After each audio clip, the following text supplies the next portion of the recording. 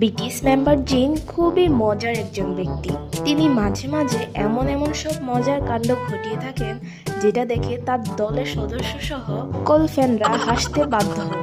তো এমনই জিনের 10টি মজার ফ্যাক্ট নিয়ে হাজির হলাম, যেগুলো শুনলে তোমরাও হাসতে বাধ্য হবে। তো চলো ভিডিওটা শুরু করা যাক। নাম্বার 1, জিন সবসময় নিজেকে ওয়ার্ল্ড ওয়াইড হ্যান্ডসাম বলে পরিচয় দেন। কেউ কিছু বলুক বা না বলুক, তিনি আত্মবিশ্বাসের সাথে বলেন, তুমি আমার সৌন্দর্য না দেখলেও কোনো সমস্যা নেই, আমি জানি আমি হ্যান্ডসাম। নাম্বার 2, জিন একবার তার এক ইন্টারভিউতে বলেছিলেন, আমার সৌন্দর্য এতই বেশি যে নাসাকে এটা স্পেসে পাঠানো উচিত, হয়তো এলিয়েনরাও আমার ফ্যান হয়ে যাবে। নাম্বার 3, জিন ভূতের সিনেমা একদমই সহ্য করতে পারে না। যখনই হরর গেম খেলতে বসেন তখন তার চিৎকার শুনে মনে হয় তিনি সত্যি সত্যি ভূত দেখেছেন। তার টিম মেম্বাররা মজা করে বলে, জিনের চিৎকার ভূতের থেকেও ভয়ঙ্কর।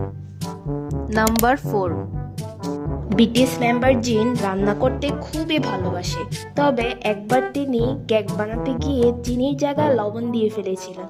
মেম্বাররা খেয়ে মুখ বাঁকিয়ে ফেললেও জিন বলেছিলেন, এটা আমার নতুন রেসিপি। তো ডিয়ার, তোমরা কারা কারা জিনের হাতে নতুন নতুন রেসিপি খেতে চাও অবশ্যই কমেন্টে জানিয়ে দিবা, আমি সবার কমেন্টে রিপ্লাই দিব। নাম্বার 5, জিন মাঝে মাঝেই তার টিম মেম্বারদের খাবার চুরি করে খায়, তবে যদি কখনো ধরা পড়ে তখন সে বলে, তুমি তো ডায়েট করবে তাই না, তাই আমিই খেয়ে দিচ্ছি। নাম্বার 6, আমাদের জিনু সাহেব ছোট ছোট পোকামাকড় যেমন মাকড়সা, আরশোলা এগুলো দেখলেই ভয় পায়। এমনকি একবার নাকি একটা পোকা তার কাছে আসতেই তিনি চেয়ার থেকে লাফ দিয়ে পালিয়েছিলেন। নাম্বার 7, বিটিএস মেম্বার জিন ভাত খেতে খুবই পছন্দ করেন। তিনি একবার বলেছিলেন, আমার প্লেটে ভাত না থাকলে সেটা কোনো খাবারই না, তাই তিনি সব কিছুর সাথেই ভাত খেয়ে থাকেন। নাম্বার 8, জিন আর জাংকুক একসাথে গেম খেললে তারা নাকি একেবারে প্রতিযোগিতায় নেমে যায়। জিন হারলে বলে, আমি তো হারিনি, তুমি আমার ছোট ভাই, এই জন্য আমি তোমাকে সুযোগ দিলাম।